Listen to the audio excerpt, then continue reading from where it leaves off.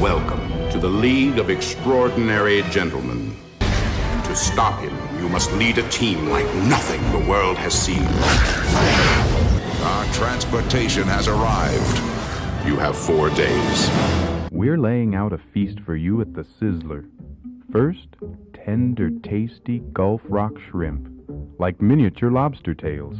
It's more good things to eat than you can shake a stick at. And here's the stick, Sizzler's new speared steak. And now, Minsky's world-famous burlesque presents the incomparable Miss Gypsy Rose Lee in our salute to the Garden of Eden. Today, a lot of banks are giving lots of reasons for not giving business loans. But at Lloyd's Bank of California, instead of giving excuses, we're giving loans. Because at Lloyd's Bank of California, we know who we work for. Don't want moochers taking your new longer-lasting juicy fruit? The fur will fly when you get the longer-lasting juicy fruit Attack Kitten. Watch. Juicy Fruit's flavor is longer lasting? Give me some. Come on, give me some. Whoa, denied. Kitten sold separately.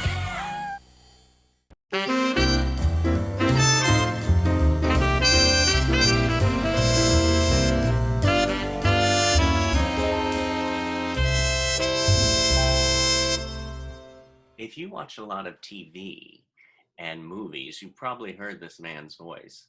He has one of the most recognizable voices in entertainment. He has worked on films like The Mummy, Land of the Lost, Happy Feet 2, Garfield, Star Trek, Babe, The Lion King, Lilo and Stitch. He's a dear friend of mine, Daamen Krall. Daamen Krall. Hey, David. How are you? It's good to see you. Oh, you too, Daamen. Even if it's just electronically. I know. This is living in the Twilight Zone for sure. Oh my God. I don't know. I just, you said that, I looked over there and I have this baked potato on my bed. So when you said the Twilight Zone, I said, what's next? No. Yeah, there you are. I don't know. So I've known you. I don't even know. I don't remember exactly. Oh, I think I do. Did we meet in a workshop together? Yes. Gary, Right. Gary Dubin? Yeah. Is that it? Yeah. Oh, okay. I remember that now. I remember that. It's interesting how you meet people and you're with them for the rest of your life as friends. And Right. Well, we just hit it off. I don't know. Yeah. Birds of a feather. Yeah. And There you go. I got a few feathers. And I'm not going to where they are. When did you first know you wanted to be an actor and a voice actor? Oh, wow. Well, first of all, I wanted to be an actor. Voice acting came much, much later after college in those days. I guess it was in high school where I had the first opportunities to do that kind of stuff. And it was fun and I liked it.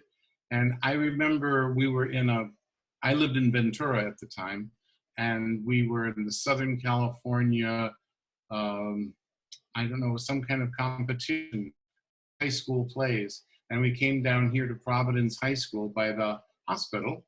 Right. And we did our play and everybody did their plays.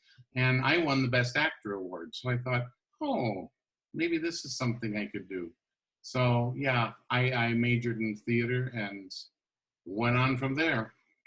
Wow. Now, But the voiceover thing happened when I came out here. My dear friend from college was starting a group to do voiceover, to do ADR looping, as you've heard it talked about.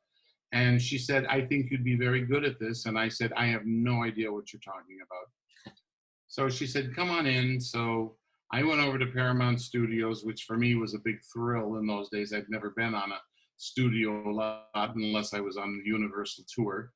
Yeah. And so I drove over and I did a film called Charlie Chan and the Curse of the Dragon Queen. Oh, yeah. Who was in that? Was that? Peter Ustinov played Charlie Chan to a huge outcry and rightly so, from the Asian actors in town, but they were casting, again, a Caucasian in that role. Right. Angie Dickinson was in it. She was the first movie star I think I met when I was working, because I walked onto the stage and she was sitting there combing that beautiful blonde hair. And this was a long time ago. Right, right. That's so interesting that you said about the, you know, at that time, and now we're moving on to, quote, the disability community. Yes. Where now we're breaking through to finally have actors with disabilities, you know, work more in that. Of course, and they're so qualified. Why wouldn't they? It's like everything else in this town. Yeah. But breaking through is good. Breaking through is the start, and it's fun to see some of the people that I've met through you, see them on television and in the movies. I think it's great. Yeah, yeah. You know, you were talking about being, you know, acting on stage and growing up in Ventura. Mm-hmm. But I know, no buts, and I know that you go back to the mountains to do shows. Right. I went to a junior college in Ventura, and one of my acting instructors there was connected to the Black Hills Playhouse in the Black Hills of South Dakota. And I think back in 1971, he said, I think a summer out here would be good for you. And so, you know, I was 19 years old. I asked my parents if I could go, because I'd have to drive my car back there. And they said, sure, go ahead. They were very trusting. And so off I went to do summer stock theater in the Black Hills. And I stayed there until 1993, I believe it was. You mean every summer? Every summer, except for there were a few in-betweens that I couldn't go because I was trying to get my career started out here. I think about 7 years I didn't go. But yes, I spent a lot of my summers out there. It was my second home. How fun. So that was really wonderful training too, because you were performing a show at night and rehearsing a show in the daytime. And then once you had your run of the other show, you put the next show up. Right, right. And so it was all very fast. But good training. Yeah. Yeah, yeah, yeah. And then after college, I came back out here with the full intention of, you know, trying to get some acting roles. And I got an agent pretty quickly, and they were sending me out. And then I also started getting these looping jobs. And at first they were kind of slow, you know, maybe 1 or 2 a month. And all of a sudden I was up to like 3 or 4 a week. And so my agents would call me and say, we'd like you to go on a call. And I'd say, I can't, I'm already working. Well, you know, agents don't like to hear that. So I lost every agent I had pretty much that way, except for my commercial agent, who I still have. Yeah. So I went for it and made my career as a looper. You know, there's so many different things in the voiceover world. People will come to me and say, I've decided I want to do voiceovers. And I go, okay, what do you want to do? Yeah. And they're not quite sure then, because it is a field with multiple possibilities. Of course, animation is the first one that comes to mind, and probably one of the most fun, as you and I know. Yeah. Then there's commercial voiceover, which is what we hear on television and radio, the narrator of the commercial that we're watching. That you don't see him, you just hear him do the pitch for the product, and that's commercial voiceover. Then and you always have a script, of course, when you go in to do that.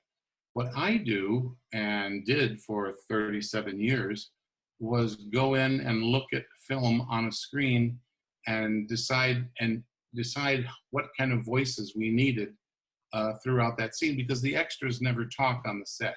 It would be too disconcerting to have all those voices going. If you have a room full of 30 people out to dinner, so to speak, and 2 actors that you're trying to get main dialogue on, you couldn't have those people talking. So they're sitting in the background, moving their mouths and acting like they're having a great time. And so we, as actors, would stand there and look at them, decide what they were saying, and improvise the whole thing, totally off the top of our heads. Well, that's interesting. I wanted to bring up somebody, I put this on Facebook that you were going to be on today, and Eric Sean Wolf said something in regards to that. Is it like in the movies when you're doing a voiceover where you get to see everything on the screen while you are adding your inflections and twists to the characters, like the Mummy, or do they animate based off your interpretation of the character? That can be an animation. They would do that. They would let me record first and then animate to me afterwards. No, well, there's also the voiceover part, the ADR, where you go in and do yourself on the screen. In Garfield, I was the dog show announcer. I was on camera. And so I had to go back in and redo my voice. Right. And so, yes, you could redo your performance. But a lot of times, and this was especially true back in the older days of television, 80s and early 90s, they would go on location to a place. Say they'd go to Atlanta, Georgia, and they'd shoot a segment, and they'd come home, and they would have hired an actor there for an under 5. And, you know, here he'd be a great big burly guy and had a voice up here like this, which is, you know, not uncommon. It's the way people are. And that's not what they wanted. So they would come back here, hire someone like me with a deeper voice, and I would go in and redo his performance. Oh, wow. So that's another way of doing ADR and looping, is Right. replacing dialogue. ADR means automated dialogue replacement. Now, is that same like with My Fair Lady when they had somebody else sing the songs for Audrey Hepburn? No. When they had Marnie Nixon sing those songs, she pre-recorded all of that stuff. Okay. And then on the set, Of course. she would get Audrey would get the playback and mimic or sing right along with Marnie, probably singing out loud to get the look and feel of really singing. Right. Right. So, yeah, I mean, when they're shooting a musical, they have to pre-record all of that Of stuff, course. and then may go back and re-record it again to have perfect control and get exactly the performance they want. Yeah. The Yeah. film, the picture might add some subtle nuance that wasn't in the original pre-record, and so they want to put that in now, and so they'll go back and re-record the song. One of the films that I'm most proud of is Hyde. So, have you, I don't know, been with anyone before? Sure. I mean, not like this over the internet, but when I was young in school, after I'd been with someone, I decided to tell my mother. So I looked her straight in the eye, and I said, "There's something you should know about me." How did she take it? She said very cautiously, "That's not right. You're not supposed to do that. Please don't ever do that again." And I remember the look on her face, and I knew right then that I had to hide everything. My thoughts, my questions. When I met my wife, I told myself, "You're going to learn to love her." And did you?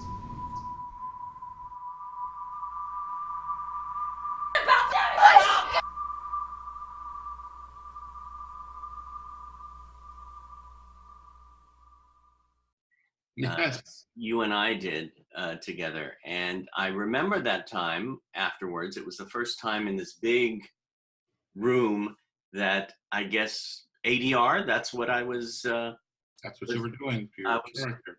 I was filling in the gaps that weren't clear enough. Mm-hmm. Exactly. But what a great experience that was. Yeah, it's fun. It's fun to do yourself. It's an interesting thing because it's really, when you're replacing someone else's dialogue, it all of a sudden becomes a very musical thing, and a lot of people don't have the chops to do it. And that's just, some actors can and some actors can't. But if you have kind of a musical background and you start hearing rhythms and things like that, you can go on and do it very quickly, and it comes out okay. Is it when you're voicing someone else? It's the rhythm of their energy as well as the the emotionality of what they're going Yes, absolutely. And then the director may say to you, I don't want that emotion, put this emotion in, which is kind of tough because you're hearing him Yeah. in your ear Yeah. doing one thing and you've got to be in sync with him, but you're going to do something else now. You're going to change the inflections or do something else. And it can be very difficult,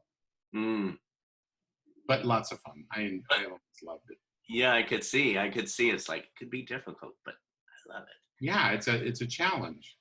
And sometimes, you know, I would stand up to do a character and I just couldn't get it to save my soul. I just couldn't get it. And someone else, and this is where you don't have your ego on your sleeve. Right. This kind of work is not about your ego. And so someone else would get up and do it and hit it just right off the mark. And, you know, that happens. Yeah. That happens a lot of times. So. And it happens, everybody, sometimes it might happen to you, but then sometimes you might jump in for someone else. Exactly. Yeah. Exactly. And then the improv stuff, we would do a lot of research about what we were going to be doing. For example, they called me and said, you're going to be doing the voice of a surgeon doing open heart surgery. Oh, wow. So I had to call people and find out. I have a few doctor friends and call them and just get some general knowledge of, and this was well before the internet. We didn't have any of this kind of research. Yeah. To find out what kind of things would they be saying. And my favorite was one doctor said, well, usually while they're working, they'd be talking about their golf game or what they did over the weekend. Unless it's an emergency situation, then of course they would be really concentrating on what they need, interspersed with a few commands to other people. And so that's what I ended up doing. And it came out sounding so natural and so real. But the fun part about that is I didn't have to sync to him because he had a mask on. Oh, God. But another one that was interesting was... what was that, by the way? What was that? Oh, gosh, I don't remember the name of that film. That could have been a television show even. Right. It could have been like Remington Steele or something like that, which we did the whole series of. Yeah. I'm trying to think. Barry Bostwick did a 3-part miniseries. He played George Washington. Okay. Yeah. And there was a scene where they wanted Barry to be walking up to Independence Hall, up that long sidewalk. Yeah. And the windows of Independence Hall are open where Congress, Second Congressional Congress is meeting. And they wanted him to hear during this long walk kind of a tirade by one congressman going on and on and on and on about the situation that they were facing. And so they said, Daamen, you do that. It was like, I'm going to improvise for 2 minutes what they would say in the Continental Congress.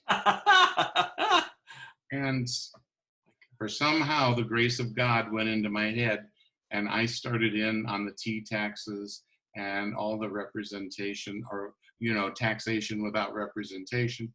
I just started letting it fly out. And it was like, whew. They got done, and they people stood up and clapped because it was ridiculous. But then they said, would you do it again? And I said, absolutely not. I couldn't do that again. And they used it? Oh, yes. Yeah. Yeah. I love it. The other thing I used to love doing was, I don't know if you remember a television show called Falcon Crest. Oh, yeah. Towards the last few seasons, of course, these very, very rich people had racehorses. So they were at the racetrack at Santa Anita a lot. And they needed a racetrack announcer. Well, my father was kind of a gambler. And back in the day when I was little, he would take me to the racetrack with him. And I would hear those racetrack announcers. And so I would write it all out and get up there and do those racetrack announcements. And I just loved it. It was so much fun. When you said the racetrack, I was like, and they wanted me to do a horse. Oh, Yes. Actually, that happened in the movie Babe. Oh. A friend of mine did the horse. Oh. And now, who did you do in Babe again? I did Rex the dog. The reason they were doing ADR on all of this stuff was because it was shot in Australia. Most of the actors were Australian, and they had very heavy accents. And I don't remember what Warner Brothers or some Paramount was afraid that the American audiences would not understand them. Right. So they gave me that part, and I can't remember who played it now, but it was a kind of a famous actor. Yeah. They took it back to Australia and let him redo it. But all the growls and the snaps and all of that other stuff is me doing it. Oh, that's amazing. So we kind of did it together in tandem. Yeah. Did you ever meet him in person? No, because he was in Australia. Yeah.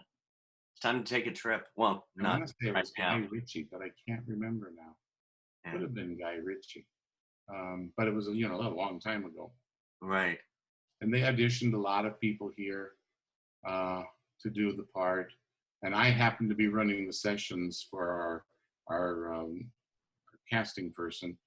And the director finally said to me, "You do it. Let me hear you do it." So I did it. And he said, "You're cast. You're doing it." That's like, well, that's easy. That's easy. Cast myself, right? Mm-hmm. That's good. But what was one of your favorite? I mean, it's so hard to choose. I sometimes they just go. I know that. Well, I mean, it's a certain memory. It doesn't have to be your favorite, but a memory of a film or a show that you were going. That just keeps circulating in my mind is one of. Yeah, I don't know if it keeps circulating, but one of the most interesting things, and it was really early on in my career. It had to have been, in the first year I was working. We were to do a movie called Annie, the one with Carol Burnett. Yeah. And so we went in, and they asked, I don't know, it was 8:30 in the morning. They asked all the guys to get up and cock-a-doodle-doo like a rooster. And, of course, we looked at each other and thought, this is pretty crazy.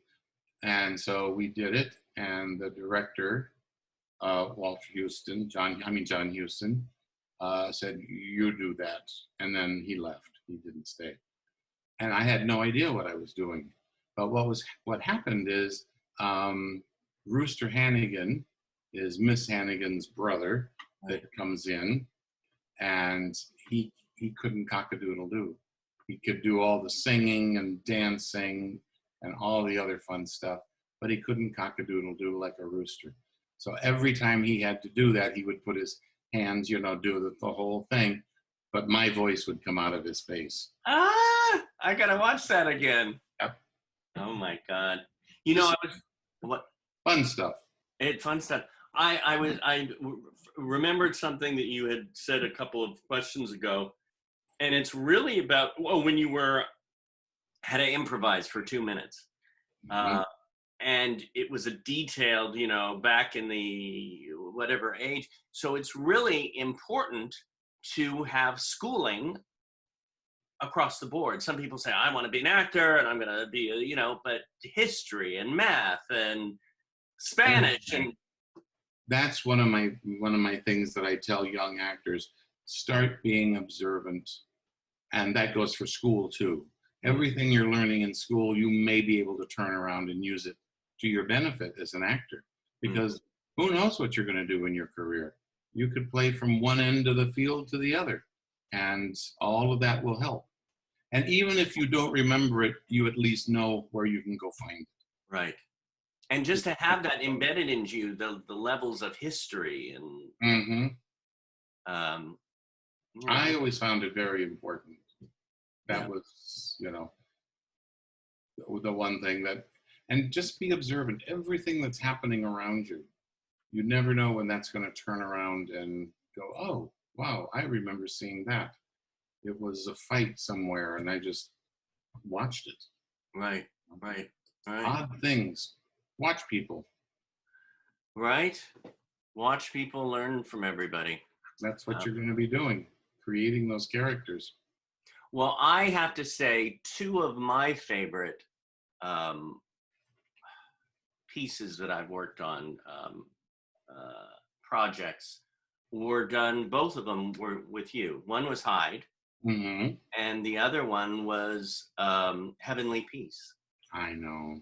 I love that. That's still one of my favorites. You too. Yeah. Oh, well, here's my, Oh. Yeah. what do you call that? Mouse pad? Yeah. Yeah. Oh, I love it. I wish he would do some more for us. I know, right? Yeah, I know. He's so busy. Oh, he's busy. He's busy. Andreas is amazing. And I was talking to Minerva the other day, and she was talking about this for the first story that she ever wrote, and it was about balloon people. And I was going, wait a minute. I mean, that's amazing short story that you can have these different faces and these balloons talking to each other. I said, Andreas, that's your next short. Exactly. Oh, I wish he would do something. That would be, he's so talented and he's fun to work with. Yeah. Yeah. And you're fun to work with. Oh, I love working with you. What color balloon would you want to be? Blue. What shade? Because I want blue too. Okay, then I'll do red. No. You could do royal blue. I'll do the light blue. Oh, that's baby blue. Oh, okay. Oh gosh. Yeah. Yeah. No, I really, that Heavenly Peace was, now I could say I have a Christmas movie. Yes. Yeah. And it's a good one. Yeah, it really is. It's really is. So if you haven't seen it, check it out. Is it on YouTube? It is on YouTube.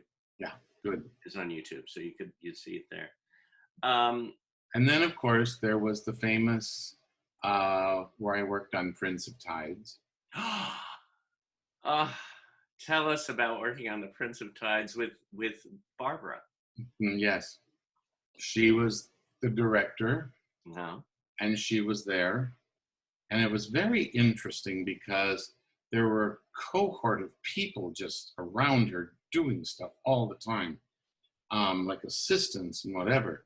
And we were told we were not to call her Barbara, we were to call her Miss Streisand, and that we shouldn't look her directly in the eye when we talked to her.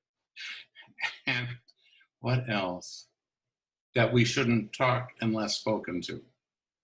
Wow. So I was sitting there and we started working on the film, and I thought, gee, from what they've told us, that's not her. She's very outgoing, very wonderful, very friendly, very appreciative. I mean, you could get up and fall on your face and she'd stand up and clap for you. It was just really, really wonderful. I don't, if you remember the movie, there's a really horrible scene where the children are raped. And there was this big lumbering guy that was one of the rapists that she wanted me to do the efforts and the voiceovers for. And she cleared the room. She said, this is going to be very difficult work. And I'll work with Daamen alone. And so they cleared the room. And there I stood with Barbara Streisand, thinking, okay, you're not supposed to speak, but it was a little awkward. Yeah. And so I said, well, I'm happy to be here, but I was a little afraid to work with you today. And she said, oh, why was that? I said, well, I read the Inquirer, I know. And she looked at me and I thought she's going to hit me, but she started laughing. And then she went, yeah, if I was a man directing, I'm a genius. If I'm a woman directing, I'm a bitch. I said, no, but you're not. You're a fabulous director. She said, thank you very much. And she put her arm around me and walked me up to the microphone and said, let's do this. Yeah. Yeah. It's interesting now, all these movies that you have been in. I mean, I listed a few, but you've been done The Simpsons and South Park and so many movies. And the Prince of I've got to get my Prince of Tides out now and listen again. You know, listen and watch, and because you do voice acting and you're in front of the camera, behind. We have 3 students from Performing Arts Studio West joining us. Oh, cool. And they will be having some questions to ask and to visit with us. Let's see. Oh, I was going to tell you one more thing that can come back out of the past when you're doing the kind of work I was doing. Oh, yeah. I was working on Amadeus, the film. Oh, yeah. And it came to the point where there's that scene where they're burying Mozart. Right. And there's a lot of music, and it's a big huzzarai. But the ADR director said, we need to have someone do this priest.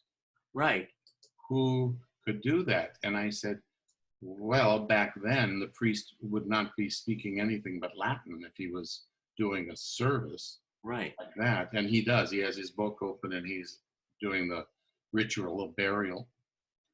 And the guy said, who could do that? Well, I was an altar boy when I was a little kid. And when I was in 2nd grade, I had to learn all that Latin by rote. Had no idea what it meant, but because the Mass in those days was all in Latin. And so I had all those Latin prayers still in my head that I could do. And if you listen to it very carefully, you can hear faintly my Latin underneath all of the extreme music that's going on. And it's really funny. Oh my God. When we get out of quarantine, I want to come over to your house and we can watch some of your clips. Okay. Well, we've got some wonderful people here, wonderful actors and actresses. Oh, great. Matthew Selden, Austin Vance, Raquel Chavez, and Matthew and Austin also are animators. Yes? Whoa. Oh yeah. So we could start with Matthew. Do you have a question for Daamen? Oh yeah. Daamen. Hi. Did you know I'm an animator since I make cartoons called Evolution Land? That's on YouTube. Oh, cool. That's great. And are you working on any projects now, Matthew? Yeah. Right now, I'm getting close to done. Yeah. The episode that's called Desk Interviews Define. Got it. Awesome. So it should be up on YouTube tomorrow. Very nice. Good. We can look for it. We can look. And did you have another question for Daamen about voiceover or being in the business? That'd be great. So do you mind do like a voiceover for one of my Eevee cartoons? You want me to do one? Would you meaning you would want to hire him to do one, maybe? Yeah, maybe like at one point. Sure. That would be my pleasure. That would be an honor. It'd be wonderful. I look forward. Yeah, awesome. Maybe cast got me. a job. I know. What about me? No, Damon's the magic man. No, you're pretty magic too. Oh. No, that would be fun, Matthew. Thank you. All right, let's talk to Raquel Chavez. Hi, nice to meet you, Dave. Hi, Raquel. Hi, nice to meet you. I had a question. Okay. I had a question. Do you have done any TV shows and voiceover done in the past? TV shows? Yes, we did a lot of television shows, but most of them aren't running anymore. That was earlier on in my career. We did, Remington Steele was one of them. Young Riders, which was a Western. I have to think back. All of the Star Trek Oh, Next anytime. Generation, Deep Space Nine. Yes, we did those. Was there, in regards to Star Trek, was there, was it all whenever you went to the different so-called seasons or different actually shows, did they shift a little in tone, or was it all pretty much the same tone? Depended on what you were doing, because within the ships, yes, on the bridge, for example, all of that technical walla, that had to be pretty much the same. Yeah. But then they would land or go to different worlds, and that all had to be adjusted for wherever you were. Right. And then the voices of the Borg. Right. You know, we had, those were processed, of course, but we'd stand there, be maybe several of us doing the voices at the same time. And it would just be, we would just do them in a very slow cadence, and then they would do something to it, and it came out with what you hear in the television show. Right. You really have to have a good ear for this. Yeah. That's why I say it's kind of musical. Yeah. You listen. And have you been in a lot of musicals? I directed a lot of musicals in summer stock, but I did a few too. I'm not the greatest singer in the world. There are other people that have really good trained voices for that. But if there was a character that I could sort of get by with, for example, My Fair Lady was one of my favorites, because I could patter Rex Harrison, do like Rex Harrison did.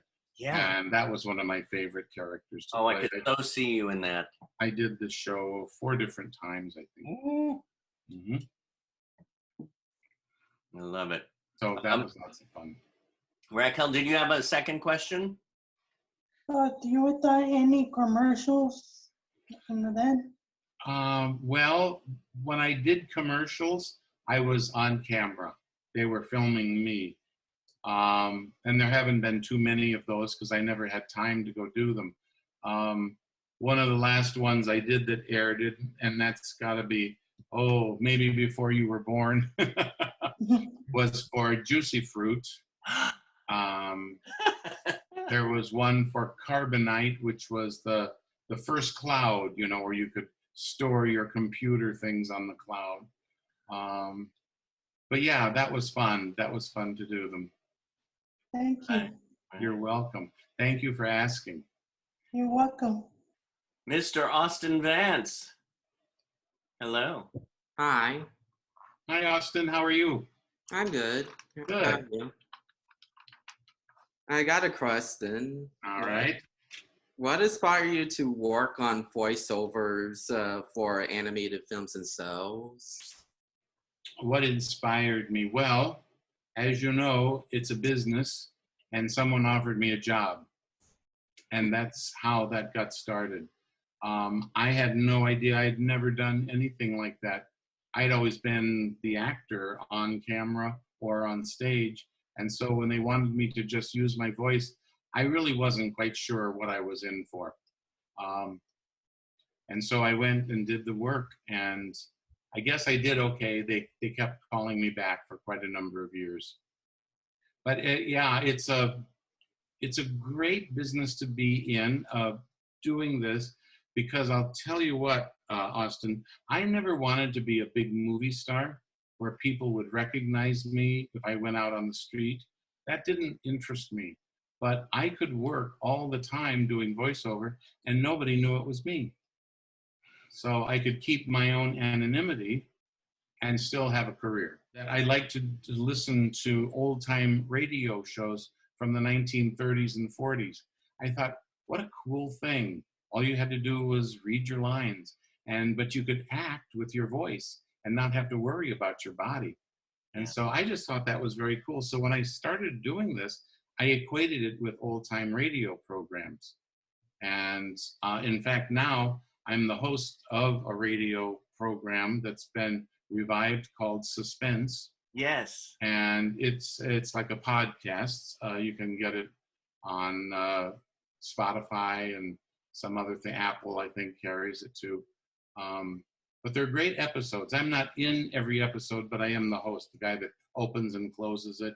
And then I've done quite a few of the shows too. Well, some of those are the most memorable, the host. It's sort of like, you know, the Twilight Zone when it comes on. And that's the thing that first comes to your mind. So that verse voice that you hear. Mm-hmm. It's been a lot of fun. And it plays on some radio stations, some internet radio stations, but it plays all over the world, Mm-hmm. which is fun. Yeah. You have one more, Austin? What is your favorite part about working on voiceovers? My favorite part, boy. Well, I think one of my favorite parts that I did was the show I did with David called Heavenly Peace. And that part was really, really fun. We both recorded it before our friend Andreas animated it. And so it was great fun to see all of this stuff come together. But it was a fun part. We knew our characters. It just worked. It really, really worked very well. So that was one of my favorites. Yeah. And in fact, Matthew and Austin went to Andres' home. Oh, cool. And, yeah, I remember that. Yeah. So he's an animator of did the Disney movies like that Disney Tarzan. Yes. Yeah. Yeah. And doesn't he do Tom and Jerry now, the mouse? I think so. I think that's one of his that he works on. Yeah. I love that too. Yeah, Tarzan, he did the mother ape. So yes. He's sent so many. But that was I have to say that was my favorite too. In fact, I have well, no, I was gonna stand up and get it, but you can imagine me falling over. No, you don't want to do that. I'm gonna do it, but it's on the wall, the poster of Heavenly Peace. That was, I have to say, one of my top 2 favorites. Yeah, and you know, we recorded it in a garage somewhere. You're right, right next to the pool. We got that. I don't know why I knew about it, but that guy would rent his space out really cheap. Yeah. And it was a decent studio. He had it soundproofed and did the recordings, and Andreas could work with them, and it was fine. Yeah. So you can do a lot with no money. And nowadays, you know, especially in quarantine, I heard this is the time everybody has to have their own studios at home. Well, I'll tell you, I have done some work for Netflix. Netflix is buying a lot of foreign television series, and they're bringing them over, and they need to be dubbed in English. So I've done a few of them, and there was one a few weeks ago in quarantine that they wanted me to do, and they said, I said, I don't have a sound booth, and they said, that's okay. We'll send a microphone to you. So a man delivered a microphone, which I hooked to my computer, and I checked it out, and I didn't like the sound of it. So I have a big closet here in my house, and I draped blankets all around the closet, and I moved my desktop computer in there, and I recorded everything in my own little sound booth. In my own little soundproof closet. But it worked. It worked very well. And they called me and said, you know, we're going to listen to it. We may need to do pickups in a few days. And I said, okay, whatever, I'm fine. And they called back and said, no, we don't need any pickups. It's all fine. We're going with it. So really, really interesting. Yes, I just heard from a person from another looping group that they're doing it like this. They're Zoom looping, and they're putting all their characters together to watch the film in the middle and then start talking. Wow. So where there's a will, there's a way. Yeah. Daamen, what is your biggest joy in life?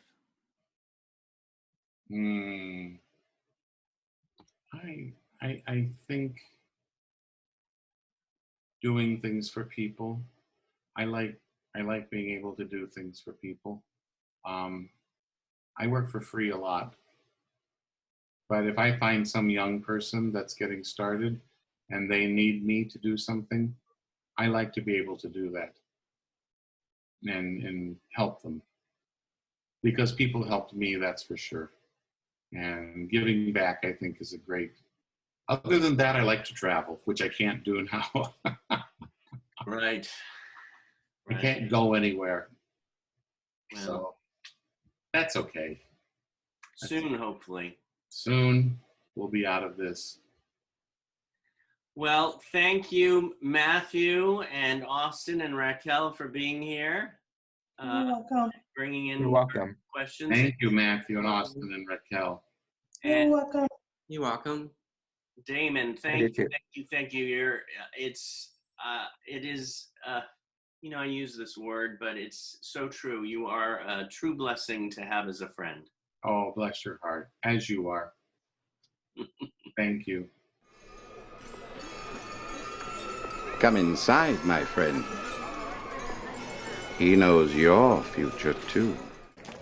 Ladies and gentlemen, welcome to the Dog Show. Ladies and gentlemen, this is amazing. Okay, all right. Music, you idiot! How much is it? Oh, please. Oh, come on, just one big thing. What's the point of spending that much money on non-durable goods? Non-durable goods? Yeah, it won't even last 3 years. It'll last you decades. Exactly. It'll outlive me. Gordon is in my employ. You assured me she could be trusted. Fortunately for both of us, I decided to run my own security chain.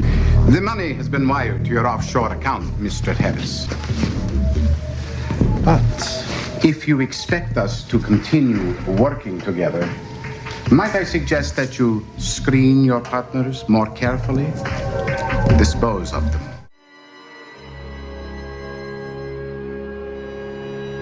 It says here that you're a doctor. Well, yes, of course. My exhibit is entirely educational. Inside this wooden box is a man. Do you know what you want to do with him? Yes, I actually think I understand now. I believe I finally figured out the source of his madness, and I know exactly how we can go about curing him.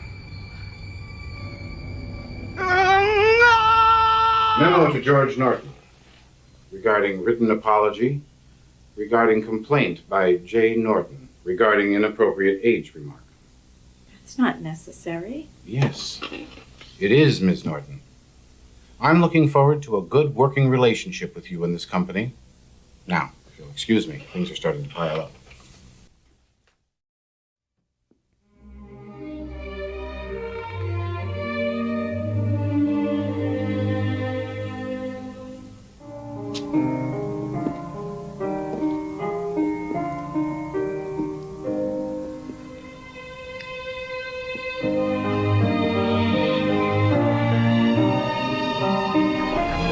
Perhaps, gentlemen, we will see you again soon.